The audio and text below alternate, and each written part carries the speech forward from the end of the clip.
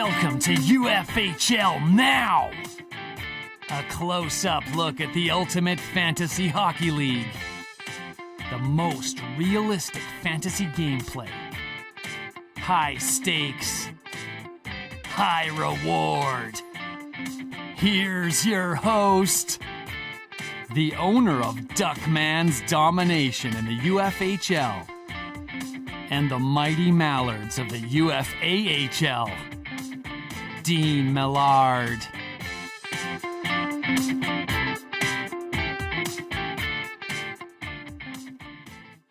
Hello there, and welcome to another edition of UFHL Now here on the Ultimate Fantasy Sports Network. We've invested in some equipment, and now we have two cameras. We're really rolling on this program. But thank you very much for joining me on the show today. My name is Dean Millard. I am the owner of Duckman's Domination, right there, the Mighty Mallards of the UFAHL. And I have an affiliation with High Level Scouting. My wife owns it. That's the affiliation.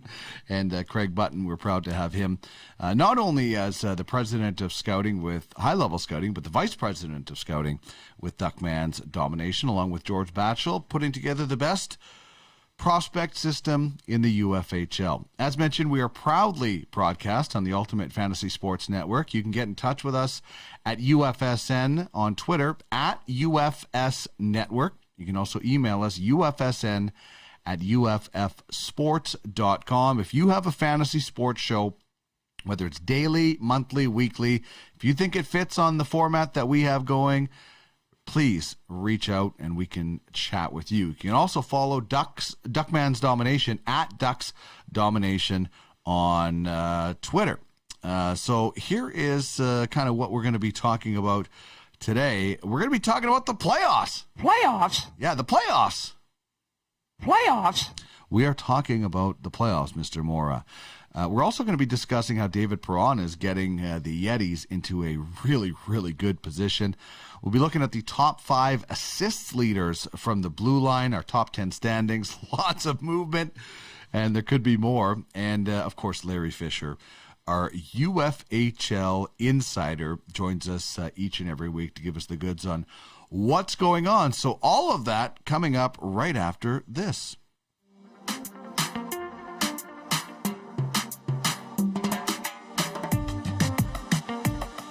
You're watching the Ultimate Fantasy Sports Network.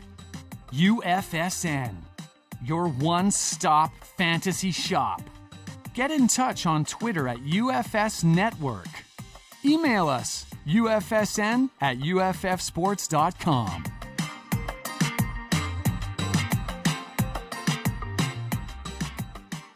All right, so we're going to be taking a look at some of the top performers from this past week, and we start with a former Oiler. I loved covering this guy when he was an Oiler, and then he went to Vegas, and now back in St. Louis. But the Yetis are glad that they have David Perron on the roster. 4 assists, 4 goals, 18 shots, and he doled out 8 hits as well. And you're going to hear from the UFHL insider how good the Yetis have been in the last little while. How about Andre Burakovsky for the Titans? A couple of goals, 6 helpers, 15 shots on goal. He gets 3 on the power play as well, and we know we get bonus points for that. And Red Army's Mikko Rantanen, a goal, 6 apples. He also had a couple of penalties and 5 takeaways, and every little stat helps. And you know, we know the goals and assists are the weighted ones, but all the other stats add up. And, you know, hopefully next year we're looking at some different stats. I would love to see block shots and get rid of plus minus, as anybody who has ever watched this show for 1 second knows. So it just brings kind of more value into different things. And we'll be discussing a lot of this in the off-season owner meetings. How about Cale Makar? 2 goals, 5 points, 18 shots. He also plus 7. Unfortunately, we still have that, but it's a bonus. And Cale Makar, man, remember when he came into the playoffs right out of college? You're like, holy mackerel, this guy's going to be awesome. Another blue liner, Devin Taves. I think this guy is awesome. I've tried to pick him up in every fantasy league I've had because he's not number 1, but he's on Colorado, both Avalanche defensemen, and they get a lot of points. There's a lot of trickle down. As you see, 6 points from Devin Taves. had a 10 spot for shots and doled out 6 hits. He was good in New York, and the Avalanche were smart to grab him as well. And Philip Grubauer barring the door for the Brutes, 3-0. 1 bagel, 69 saves. Nice. 20.3 fantasy points for Philip Grubauer this week as the Brutes let it known they're a force to be reckoned with. Okay, the kind of top 5 we're looking at this week is top 5 assists from the blue line. And man, like, Adam Fox has been such a storyline this year. You know, he obviously cashed in with some of those games against the Flyers when Mika Zibanejad was putting up like 50 points a game. Fox leads all defensemen with 42 points. That's very, very impressive. Tyson Barrie, maybe a guy you were expecting to be in this list, 40 assists. Chris Letang, a guy who, you know, always is up there with defenseman point leaders. Same with Victor Hedman. And then there's Cale Makar. So, you know, the bookends of this, Adam Fox and Cale Makar, as good as we think Cale Makar was, I wasn't sure he'd be top 5 in assists this year from the blue line. Maybe I just undervalued him, and I thought maybe there'd be something that might hold them back a little bit. But Fox and Makar bookending some NHL veterans when it comes to top 5 assists. And, you know, you're really happy if you're a member of the Red Army, Yetis, Outlaws, the Monarchs who won it all last year, or the Titans who are getting it done from the blue line. So very, very impressive stuff from those blue liners, and, you know, helping those teams to playoff spots. All right, when we look at the top 10 standings, and this doesn't factor out playoff spots, but it does factor out payouts. And man, there's been some movement. The Ice Vikings right there at number 1. Red Army and the Titans, as you'll hear from Larry, going back and forth last night, but Red Army, by the slimmest of margins, as you'll see shortly, are sitting in second. The Yetis, they overtook the Outlaws for the number 4th spot. They outdueled in a draw with the Outlaws, and now the Outlaws are looking up at the Yetis from the 5th spot. Rock Republic stays in 6th. They've been 6 pretty much the whole time we've been doing these rankings. The Royals are 7, Stingrays 8, Grizzlies 9, and Gators sitting in at number 10 on the standings. And that, of course, means some pretty big payouts for some of those teams as well. So looking at the actual Fantrax stats, look how close that is. 0.5 of points separating Red Army and the Titans. So that's for overall standings and payout, but also for that playoff draft, as you'll find out in the next little while. So a big race for number 2 and 3, and there's some other races that we'll tell you about as well. And of course, the playoff draft live show that we'll be doing, we'll be using some Fantrax as well. So there's a look at what's been going on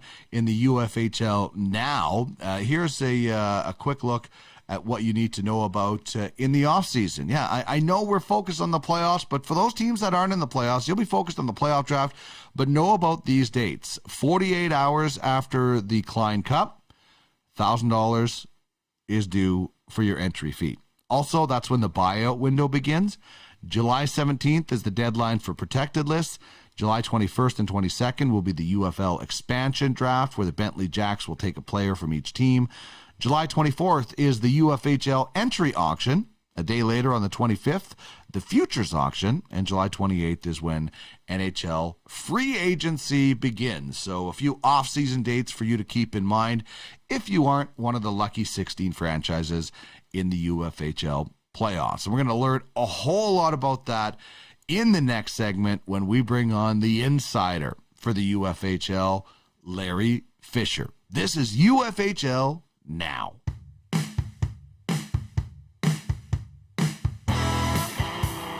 Time to get the scoop on the UFHL with our insider, Larry Fisher.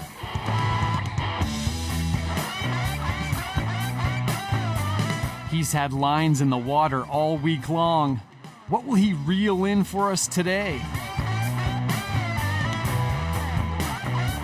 Let's dive in and find out what's going on with the UFHL now.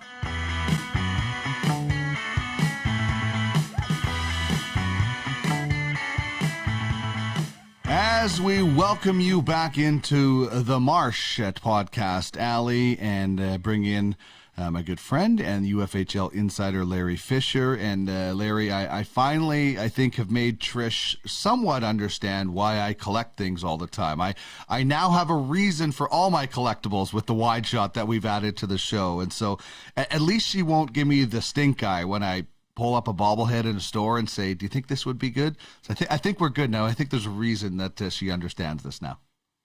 Yeah, the Marsh is looking good. You'll be running out of room there soon. You're giving Jesse Gill from the Brutes a good run for his money. He's got a video circulating. People can DM him if they want, probably, and check it out. But he's got a tour of his house and his man cave and his shrine of collectibles. But yeah, that's awesome. The memorabilia there in the Marsh, and it's great to see that wide angle shot to really show it off. Well, I told her, I said, I will get some high-level scouting logoed gear to put up here to make sure that she's represented. As, you know, I got my new mug, my new Zilliqa mug. It says, I'm so high right now. And then the other guy says, why did you just take a Zil? And I won this in the Score Pass Win Zil contest for pointing out that there was a hockey stick in the logo. So it just proves there's so many cool things going on. What they have going at the UFGA. We've got something to announce with the Ultimate Fantasy League Baseball soon. There is so much going on right now, even if you're not involved in the gameplay in hockey on this whole platform, isn't there?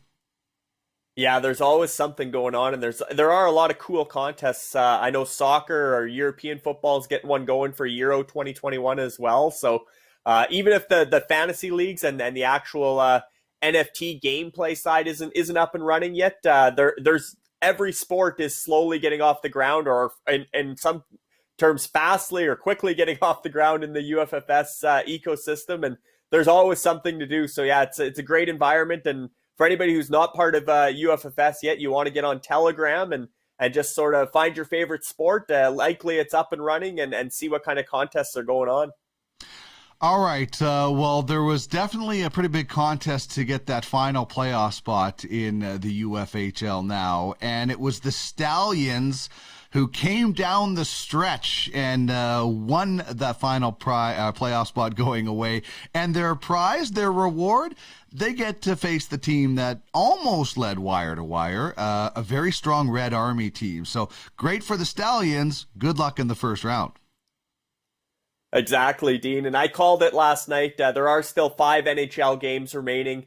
Toronto, Winnipeg today, Edmonton, Vancouver tomorrow, and then the 3 Calgary Vancouver games Sunday through Wednesday. But based on the stats and the rosters and the remaining games remaining, the players remaining, it was pretty evident as of last night, once that busy stretch of the week was over, that the Stallions were going to hold off the hard-charging Godfathers and the dark horse, the Generals, there in that 3-horse playoff race in the Gretzky division. But through last night, the Stallions were up by 37.15 fantasy points on the Godfathers, with significant advantage in remaining games played. I think the Godfathers only have James Neal and Nick Patan, whereas obviously the Stallions still have some of their big horses going. Guys that won't be going into the playoffs. They won't be facing Red Army, but guys like Matthew Tkachuk, Bo Horvat, Nate Schmidt, when you start looking at who is remaining, it was going to be impossible for Godfathers to overtake. And the Generals are 83.05 fantasy points back, so just unrealistic that they could catch up, even with guys like Nils Hoglander and Thatcher Demko going into that final Calgary-Vancouver series. So congratulations to Ian Constable, the general manager of the Stallions, and their ownership group, including Logan and Ty. So great to see them advance to the playoffs and sort of round out the playoff picture for the UFHL. That is awesome. Congratulations to Ian for sure. This is just more karma from him hosting us last year. You couldn't make it out, but when Tony and Andrea and Liz made their way through the West, they stopped in Edmonton. We all met up at Ian's place in Edmonton, and it was a lot of fun. Adam Stevens came over as well. So karma being rewarded. Congratulations to Ian. And you know, we said now his reward is facing Red Army in the playoffs, but it hasn't been that same Red Army team that we've seen. They've been passed and might be passed again. Yeah, it's been nothing short of a collapse for Red Army, unfortunately. Injuries played a bit of a role, and just the other teams around them. Obviously, Ice Vikings is one of the hottest teams since the trade deadline, and the Titans have really picked up the pace down the stretch as well. The one funny thing there, Dean, is I know Red Army was in on Mike Hoffman at the trade deadline and opted for Nick Foligno instead, and then Nick Foligno was sidelined a bit there with injuries and doing maintenance days, and Mike Hoffman really heated up for St. Louis and for the Titans, who swooped in and got Mike Hoffman as their trade deadline ringer. He's been a big difference maker, but the Titans at one point on Thursday night had surpassed Red Army, and now Red Army's overtaken the Titans again, but only by 0.5 fantasy points. That's how close the race for second place is in the standings. And obviously Ice Vikings, congratulations to Brian and Jeff. They're sailing off into the sunset as Founders Trophy regular season champions. They're far and away untouchable at this point, so that's a foregone conclusion. But that race for second place now takes the spotlight between Titans and Red Army. And tonight's a huge game, Dean, in the NHL between Toronto and Winnipeg, because you look at the lineups going. The Titans have Mark Scheifele, Morgan Riley, William Nylander, Rasmus Sandin, Travis Dermott. They have half the Leafs defense plus some big guys up front in Scheifele and Nylander. You go over to Red Army, and they do have Nick Foligno, who obviously was one of Toronto's trade deadline additions, is back in the lineup, and they have Kyle Connor from Winnipeg. So tonight's game could be a deciding factor, certainly for that playoff draft order, which will be finalized following Edmonton, Vancouver on Saturday, which isn't a big game for the Titans or Red Army necessarily. So I look at tonight's game as going to be the deciding factor for that draft order for the playoff draft. And then you still have the three remaining games next week where Quinn Hughes will be the only man left for Red Army. Titans will be out of players, so it'll be up to Quinn Hughes to overtake the Titans down those final three games for the regular season payout, right, for that second place, if they're still that close going into Sunday and those final three games for Calgary, Vancouver. So it'll be interesting, but it's a battle. And when you're doing a season-long total points league, you never expect it to come down to 0.5 points at the final 5 games of the NHL regular season. So it's going to be exciting but nerve-wracking for the Titans, Jacob Cambridge, as well as for Luc Grenier of Red Army. You know, it's like the Ice Vikings, they just, rolled up to the shores of Red Army, jumped out of their ships and just started clubbing everybody. Like they overtake like Vikings do. It was just unbelievable, but they kind of laid in wait all season long and then really made their push. It was just like a marauding bunch of Ice Vikings on the Red Army shores. And, there's been some really impressive changes and moves. And, we've talked about what the guys at Dynasty did this year. But it's interesting to take a look at the Yetis here, Larry, because, there was obviously a change. Would the same moves have been made by the last GM as the new GM, Scott Lowwater? But, the Yetis paid that price and have kind of made it all up almost, haven't they? Absolutely. The Yetis are actually now officially the top franchise since the trade deadline. They're leading the league both in total fantasy points and fantasy points per game since April 12th, since the trade deadline.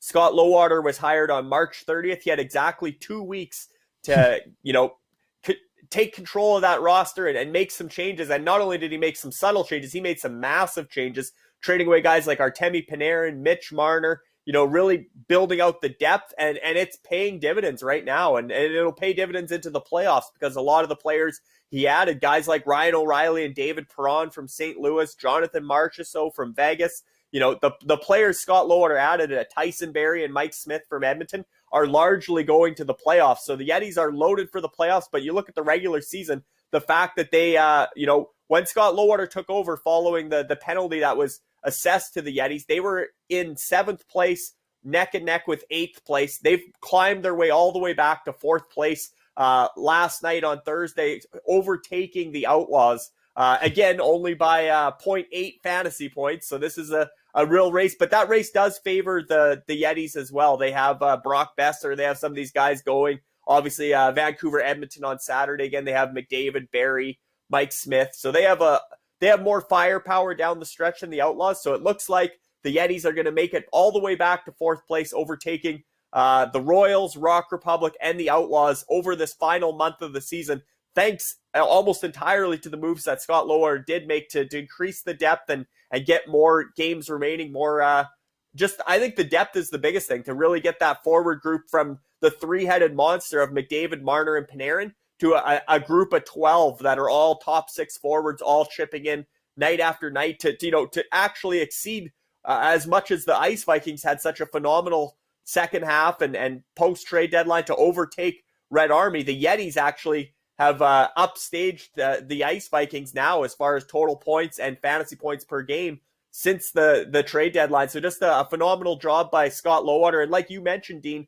would have those same moves been made by Colin Mills had he remained? And I personally don't think so. I think Colin was very committed to winning with that three-headed monster. He liked the team built around, or the forward group built around three big money, $10 million men, McDavid, Marner, and Panarin. He wanted that and really liked the sort of the Toronto Maple Leafs cap system where you were completely capped out, $500,000 to spare and really tinkering with the bottom end of the roster with some, guys that have outplay their name value, but are really, lower end, bottom of the roster, cheap entry level guys, plug them in and have your studs and duds sort of. And Scott Lowater came in and said, no more studs and duds. We're keeping our main stud McDavid, but the rest of the lineup is going to be balanced. And that change in strategy, change in approach has elevated the Yetis back to where they belong, because if they hadn't forfeited those 175 points, they would have finished in fourth place. They would still be 30 points behind Red Army and Titans, for those wondering. So fourth place is where they would have been had they stayed the course with Colin, likely, or depending again, because some players have been hurt and Panarin's been out and stuff. So it's interesting, like say, how would have this played out? Would have they made up this much ground with Colin Mills? But certainly Scott Lowater's come in, made a ton of changes, and every change has been paying dividends in the standings to get the Yetis back to fourth place. Yeah, you just don't know if they would be in fourth place still without some of those moves, because that's the butterfly effect. We could go on for hours with that, but it is interesting. And, I know Scott Lowater has been in this league for a short time, but, do you give a guy consideration for GM of the year for the amount of overhaul? Like I still think the Dynasty guy should win GM of the year. That's I'm saying it right now. That's where my vote will go. But do you give consideration to a guy who came in late but was so impactful? Yeah, the franchises will be voting on GM of the year in the UFHL. After Wednesday's final regular season game, votes can start to be submitted for the GM of the Year award. I mean, obviously, you could potentially wait until after the playoff draft, and you'll see those rosters picked as well there. So you'll have a good feel for what every GM did for the full season, because nothing will change once the playoffs start. So next Wednesday you can vote, but certainly I think as a late entry, as a wild card, you have to give consideration to Scott Lowater. Just the changes he made for the Yetis and how almost every single trade he made has paid off for this season to get them back to where they are in the regular season standings and to get them looking like a strong contender, if not one of the favorites going into the Klein Cup playoffs. So I think, like I said, the Dynasty, Xavier Smith taking over a completely decimated roster and turning that into a middle-of-the-pack franchise, missing the playoffs by a fair margin, but being right there in the middle of the pack, 16th, 17th overall in the actual fantasy point standings. So actually ahead of the Stallions, who will make the playoffs. Dynasty had more fantasy points than the Stallions, but based on division seeds, the Stallions will make the playoffs. But yeah, you definitely got to give Xavier some consideration there. And then you look, I think a lot of people might have considered a Luke Grenier or the Ice Vikings and some of these other franchises that made a lot of moves, right? The Outlaws were one that primarily with Adam Stevens overhauled their entire roster from the redraft in July to the start of the season in January. And then Nick Utley's made some nice moves as the new GM for the Outlaws. But all in all, I think even though he's such a late entry, I think Scott Lowater has to be in the conversation for GM of the year based on what the Yetis have done since he took over on March 30th. Yeah, I would. He should get some consideration because I think that's pretty impressive. All right, so the playoff draft is going to be Saturday. We are going to be on the air live. What would that be? 7:30 p.m. Eastern, 5:30 p.m. Mountain Time, 4:30 p.m. Pacific Time. We're going to do a half-hour preview show. and then we're going to cover the playoff draft live. I'm telling you, just one more perk that makes this the best fantasy platform, fantasy league ever. Whose league has a live show about the playoff draft? Whose league even has a playoff draft for that matter? Most leagues have ended. I won one of my leagues 3 weeks ago already. So it's just wild how great this is. So it's going to be a lot of fun. And while we're going to show the matchups and they're determined, the actual pick in the draft still has to play out, does it not? Yeah, so the matchups are decided, determined, Dean, or set in stone, but the draft order is still to be determined. And we talked about two of the races already, the race for second and third between Titans and Red Army, with only 0.5 points separating them heading into tonight's Toronto-Winnipeg game. And then 4-5, the Yetis and the Outlaws, also separated by just 0.8 fantasy points heading into these final 5 NHL games. And then you look a little further down the standings, and there are other battles. One notably is 11th and 12th place between West Coast Express and Blades of Steel. West Coast Express is up by 6.3 fantasy points, but Blades of Steel has Austin Matthews going again tonight in his final regular season game, and has some other players coming up on the weekend as well. So that'll be interesting to follow. And 14th and 15th between the Battlehawks and Strong Island. The Battlehawks are up by 8.4 points, and with John Tavares and some other guys that are looking, and Frederick Anderson being back, are looking strong to hang on to 14th, but Strong Island still has an outside shot at 14th place as well. And that's significant for the for the playoff draft order, because you want to pick as high as you can. And there is a regular season cutoff following Saturday's game between Vancouver and Edmonton to determine that playoff order. And the reason the playoff draft is happening Saturday and not Wednesday or Thursday after that final Calgary-Vancouver game is because the NHL is playing playoff games simultaneous with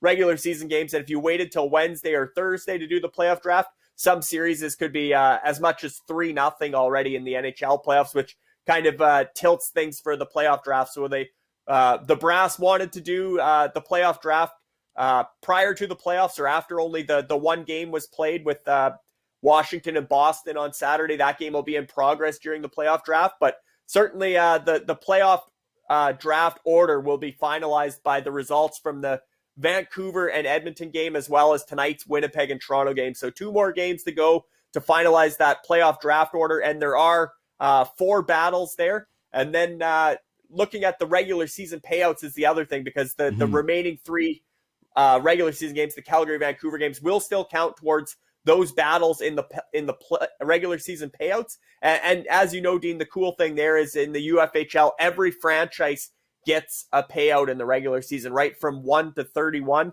Next season, 32 at the Bentley Jacks. But every franchise as of now for this season gets a payout. And there are some even down in the mid-20s, Dean, where there could be a change in the standings to give a franchise a little bit bigger payout over these final 5 games. But we look at the UFHL playoff picture, because it is set in stone and finalized now. And starting with the Gretzky division, as we mentioned, the Stallions are in, and they're facing the Red Army, who are going to be in a not too good mood rolling into the playoffs after sliding from first to second, potentially sliding from second to third.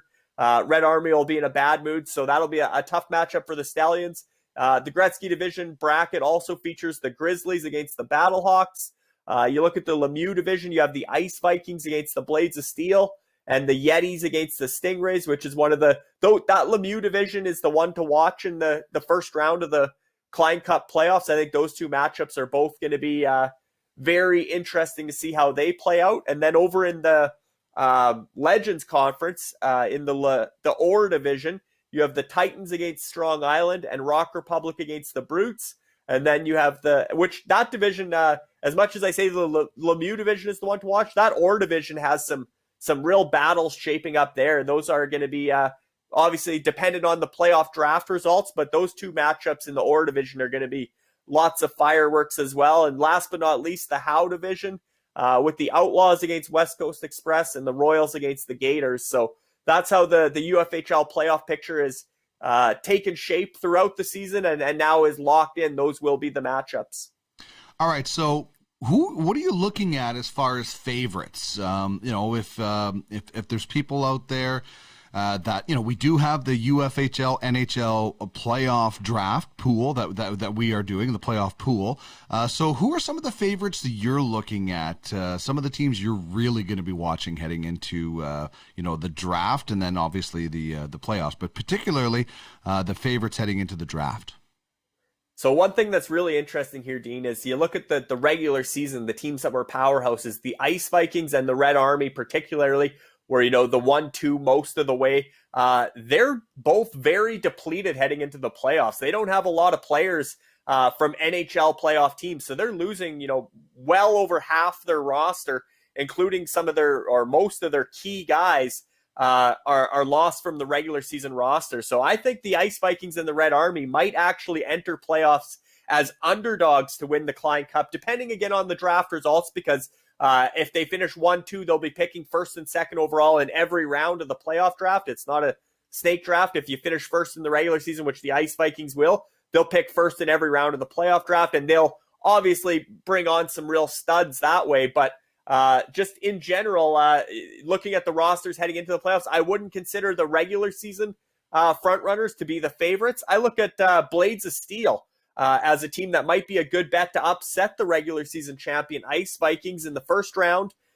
You look at Blades of Steel, they have guys like Austin Matthews, Gabriel Landeskog, Matthew Barzell, Braden Shen, Nick Ehlers. The list goes on. They got a lot of firepower going into the playoffs. And you look over at the Ice Vikings, they had a lot of New York Rangers. They had Brady Tkachuk. They have a lot of these guys that aren't in the playoffs. So their guys going over are guys like Joel Eriksson Ek, and their mid-level guys made the playoffs, but their high-end guys didn't, and Blades of Steel are loaded. So if you're looking to bet on an upset in the first round of the UFHL playoffs, I think you got to look at Blades of Steel, at least heading into that playoff draft on Saturday, see what the Ice Vikings what kind of magic they can work there with the first pick in every round, and whether they can make up ground. But I think you're looking at Blades of Steel as a potential upset in the first round, and potentially a favorite because, again, they have a lot of firepower there. The team that really stands out to me, though, Dean, is the Grizzlies. They only have 2 to 4 empty spots for their playoff draft.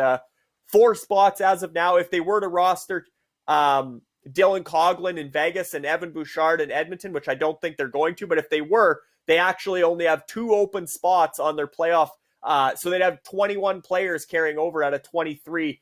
They have Connor Hellebuck in goal. They have, depending what happens with that Edmonton-Winnipeg series, Connor Hellebuck could be a great guy to have in goal or not so much. But Connor Hellebuck as one of their goalies, and obviously that series is going to be tough for the Grizzlies to watch because they do have Connor Hellebuck, and then they have Leon Draisaitl, Ryan Nugent-Hopkins, Kaylor Yamamoto, Darnell Nurse. The list goes on. I think they're obviously going to cheer for the Oilers to light up Connor Hellebuck, but the Grizzlies, because they have so many Oilers, I think they'll go as far as their Oilers can take them, but they are the deepest roster heading into the playoff draft with 19 of 23 spots already spoken for, and most of their top-end quality guys from the regular season making the NHL playoffs. So I think it's safe to say the Grizzlies are the favorite on paper in the Gretzky division ahead of Red Army. I think the Grizzlies are likely advancing to the Final Four, barring a big draft results by Red Army. If Red Army steals the show in the draft, that could change. But looking at it on paper, the Grizzlies have to be the favorite in the Gretzky division. And then you look at some of the matchups, Dean, that are really, really fun to. We talked about Blades of Steel against Ice Vikings, but 2 matchups that really stand out for me are Titans against Strong Island, again going to that Orr division. And I look there, the Titans have David Pasternak, Mark Scheifele, Morgan Riley, Cale Makar, Andre Vasilevsky, among others, but that's a really good group. But Strong Island, I consider Terry Weber and Strong Island to be the biggest sleeper heading into the playoffs, largely because in the regular season, that roster was top heavy, and all the top heavy guys made the playoffs by and large. So you're looking at guys like Alexander Barkov, Andrei Svechnikov, Braden Point, Dougie Hamilton, Mikhail Sergachev, Matt Dumba, Philip Forsberg is healthy again. I think that's the best matchup, the Titans against Strong Island of the first round. And I think where Strong Island closes that gap from regular season to playoffs is the playoff draft. Now they're going to replace the John Haydens, the Zion Nybacks, who's playing junior in Sweden but was taking up a roster spot. All those guys are going to come off Strong Island's roster, and they're going to be replaced by stronger players. So I think Strong Island has a a legitimate chance to push Titans and possibly be an upset there in the Orr division, and depending on playoff draft results. The other matchup that we've talked about quite a bit on the show, Dean, is the Yetis against the Stingrays in the Lemieux division. And the reason we've talked about that matchup is because the blockbuster trade, Mitch Marner going from the Yetis to the Stingrays, and Tyson Barrie went the other way in that trade. So you look at that trade, basically it'll come down in the playoff series. It'll be Marner against Barrie, but overall just the moves that the Yetis made to overtake the Stingrays and to sort of be the front runner there. Yetis for the aforementioned reasons, starting with McDavid and their key Oilers, Barrie and Smith. And yet the Stingrays, they have Marner, Jake Gensel with Pittsburgh leading the way. But on paper, I'd say right now they look a little outgunned to the Yetis, especially with the Yetis having the St. Louis guys, O'Reilly and Perron and Marsh so in Vegas, as mentioned. But the other matchup that I thought was worth highlighting was Rock Republic against the Brutes. And I think the Brutes, going back to that Orr division, are going to be a tough out for Rock Republic. The Brutes obviously have Sidney Crosby. They have David Krejci, who's developed instant chemistry with Taylor Hall in Boston.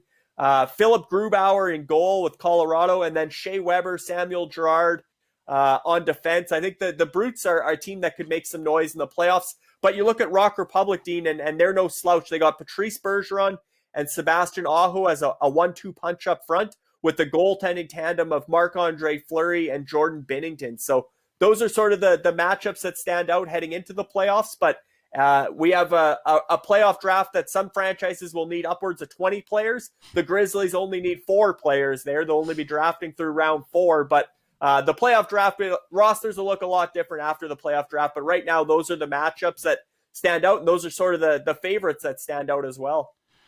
You know, the Grizzlies, they're going to be like that Abe Simpson gif where he walks in and then puts his hat and then he walks right out again. You know, like the Grizzlies are going to be in the playoff draft, the redraft for like 5 minutes and then they're out, right? We got our players who are good to go. That'll be so fun to watch, where other teams will be filling up all of them. And you know what? There's only 16 teams that get to participate in the UFHL playoffs. We, unfortunately, will be on the sidelines, but we will be able to participate in the second annual UFHL NHL pool. So tell us all the details about that. Yeah, so a fun contest. Essentially, it's quite easy to play. You need a UFFS wallet. You need to have ScoreCoin because it's 50 ScoreCoin to enter. The deadline is Sunday morning or Sunday at noon Eastern to enter the UFHL NHL playoff pool. We did this last season. It was going into the bubble playoffs, and it was a lot of fun. The way it played out actually was that the team that won the playoffs also won the playoff pool. The Monarchs and Ashley Murray, she ran the table. She won everything she could win in last year's playoffs. But this pool, anybody can win, whether you're part of the UFHL or a fan of hockey in general. But basically all you have to do, Dean, is pick the winners of the NHL matchups and in the number of games they're going to win. So pick the winning team and the number of games in the NHL. In the UFHL, you just pick the winning franchise. So which franchise is going to win the head-to-head matchups in the first round of the playoffs. You will also pick, prior to the playoffs, you'll pick your 2 finalists and your Klein Cup and Stanley Cup champion for the UFHL and NHL. And I say 2 finalists, Dean, because normally it's the conference finalists, but there are no conferences this year. The final 4 are the division winners from the division brackets, and then they reseed 1 through 4 and have that playoff as a final 4. So you're picking your 2 finalists, your 2 division winner bracket winners that are going to end up clashing in the final, and your Klein Cup Stanley Cup champion, as well as after every round you'll repick, right? So after every series is over, you'll pick the next matchup, and the points escalate from round to round, which is important to note. So if you have a bad first round where every matchup's worth 3 points, while the second round's worth 4 points, you can start working your way back. So it keeps everybody fairly competitive, but it's a fun way to follow and maintain interest in both the UFHL and the NHL playoffs, and brings more people in from the outside who maybe haven't been following the UFHL as closely all season, follow the NHL. But in order to win and be crowned the champion of this playoff pool, you have to follow and understand both leagues, because the total standings, or the overall standings, are combined your picks from the NHL playoffs as well as your picks from the UFHL playoffs. So a lot of fun and very easy to play. So hopefully we get a lot of people interested, and you just email your picks by Sunday at noon Eastern to UFHL_commissioner at UFFsports.com. As well as obviously sending your 50 score coin, 50 SEO to the admin wallet. You can't forget to pay your entry fee. So you do need to have the crypto side understanding a little bit and set up, but it's open to anyone, and hopefully we get more newcomers to the UFFS ecosystem playing the UFHL NHL playoff pool. Yeah, you need to have the UFF Sports wallet, so you have to get in the game right there. But 50 SEO to enter this tournament. There could be a lot of SEO going to some winners, and it's an opportunity, if you're looking at maybe trying to buy a UFLB team or UFAHL team, you want to start stocking up on the score coin. This is an easy way to do it and keep up. And I really hope that Ashley Murray and her father-in-law, Al, went together to buy lottery tickets last year, because what a run they had.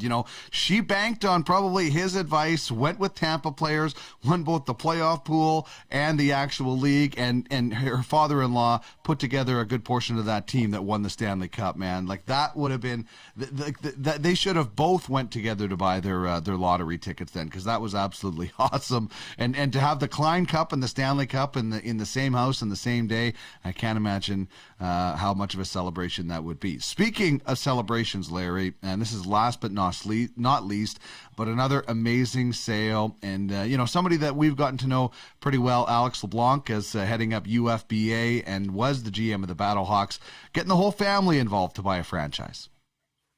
Yeah, we know from day one that Alex LeBlanc's goal was to own a UFHL franchise in the Ultimate Fantasy Hockey League. He came in wanting to be an owner, was taken back a bit by the prices that franchises were selling for at that time, but put together his ownership group with it, including his father and some of his family members, and was in on the private sale for Scorecoin before the value of Scorecoin shot up, and made a good investment there. And Alex has been successful in achieving that goal of getting franchise ownership in the UFHL by purchasing the Snipers franchise for $35,000 USD.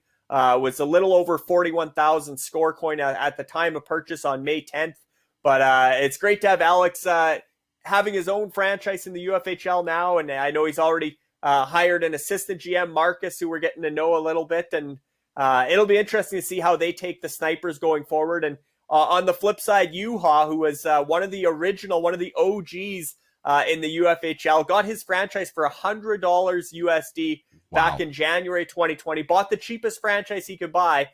John Carlson was his original franchise player, drafted his roster, built the Snipers up to what they are today from the ground up. Juha did, and turned his $100 into $35,000 USD. But Juha is not leaving the UFHL, or he doesn't want to. He wants to take some of that $35,000 USD and reinvest it back into a 10% share, or approximately 10% share of another UFHL franchise, possibly becoming an assistant GM and maybe helping out with European scouting or something, because he is over in Finland. But certainly Juha is hoping a door opens in the UFHL so he can continue to have a role as well as an ownership stake. But he did very well on his investment, and it was an emotional day for Juha, though, because he really does enjoy everything about UFFS and plans on exploring the UFLB and the UFBA and all the other leagues that are coming and starting up different sports. He wants to stay involved, have franchises here and there, but certainly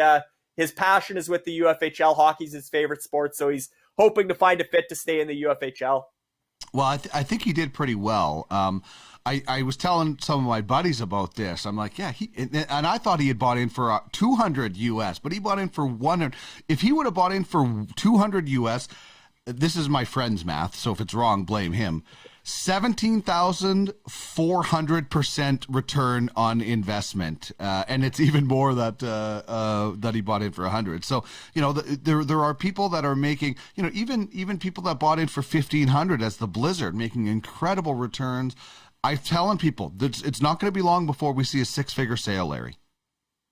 Yeah, that day is coming, especially with the crypto side really taking off. Staking's on the way, possibly in June or this summer.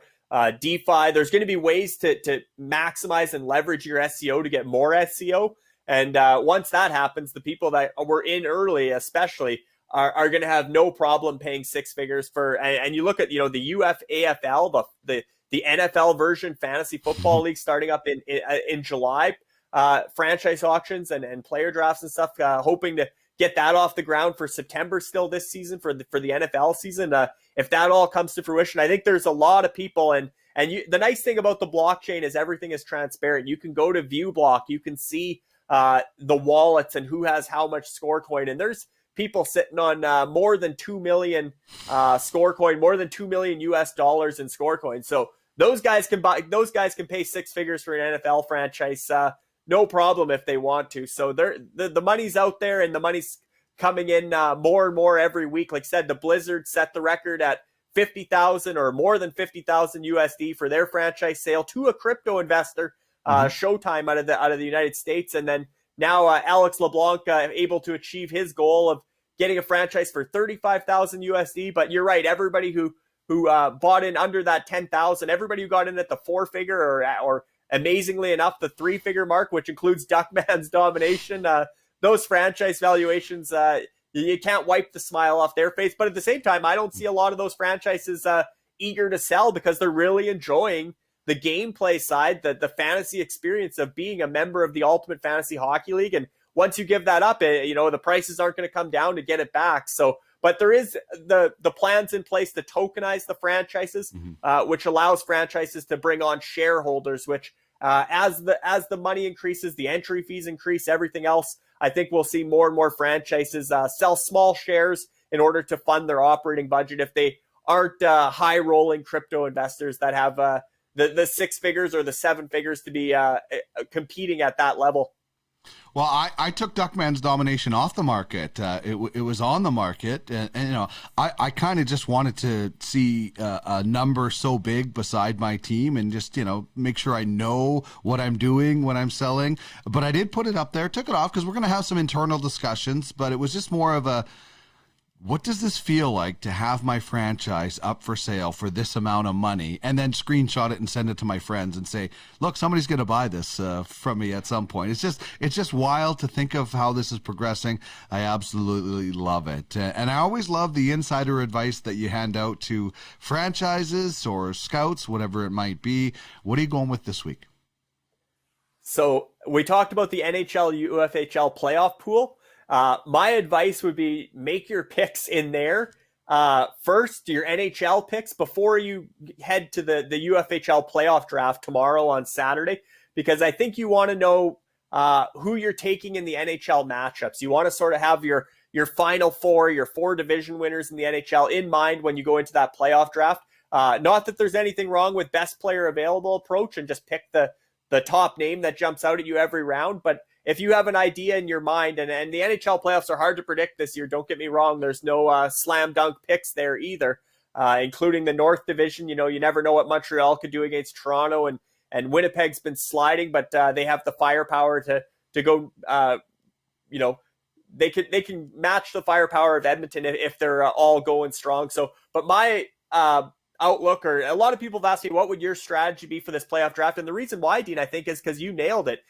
Normally there isn't a playoff draft in fantasy hockey. The playoffs take place during the regular season in most leagues. Most leagues are now over. So this is a whole new thing to at least, the majority of the league that didn't participate in last year's playoff draft. So some have reached out saying, what would your strategy be, or what advice do you have? And that's sort of where I'm going with this week's insider advice is make your NHL picks before drafting your UFHL playoff roster, and try to focus when you're making your picks in the draft.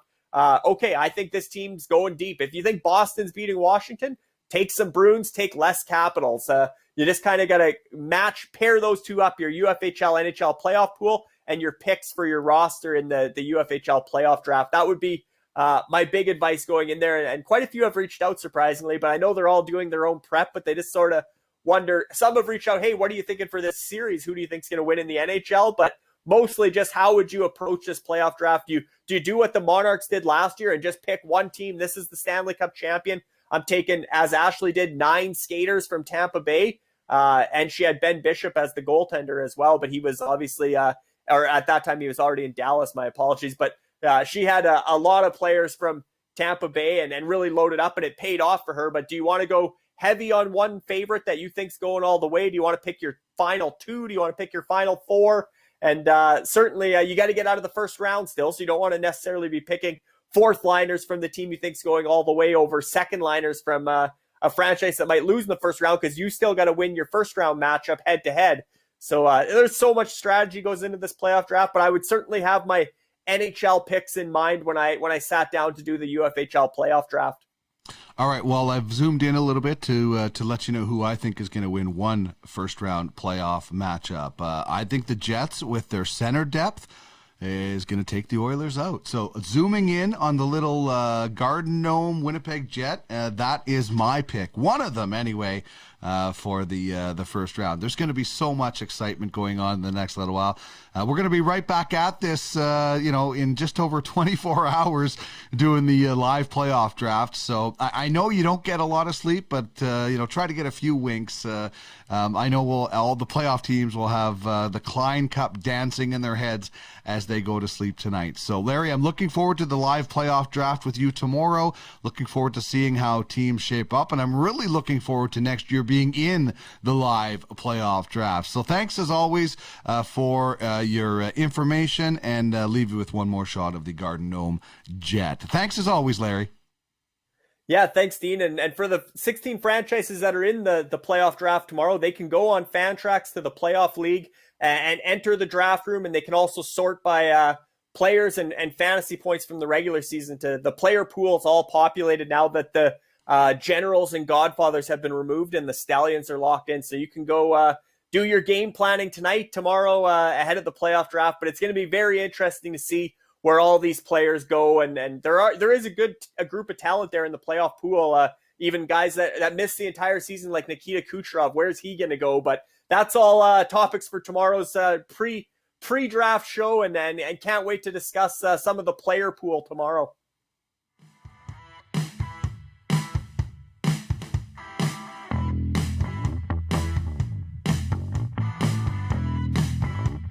This is UFHL Now with Dean Millard. Get in the game, where you own the game.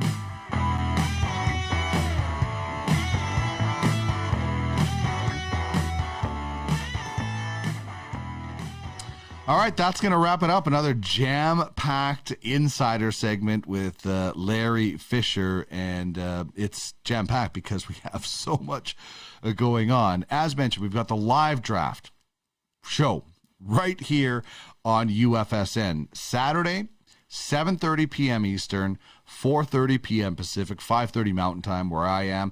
We'll have a half-hour preview show, then the draft starts at 6, and we'll take it right through, right up until 8 o'clock. Hopefully the draft is over by then. And, of course, the UFHL NHL playoff pool, 50 SEO to join. Deadline is noon Eastern on Sunday, so get on that. Win some free score coin, and you're golden, pony boy.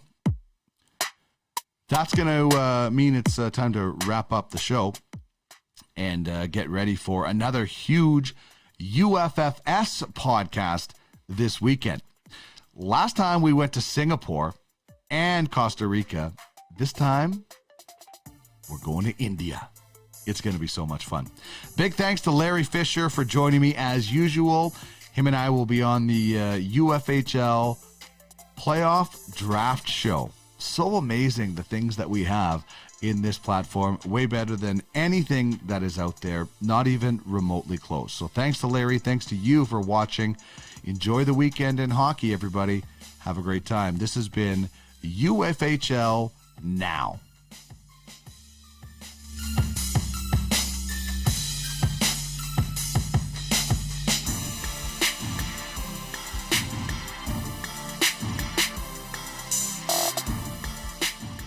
UFHL Now is produced by DM Productions. To get in touch, head to www.podcastalley.ca.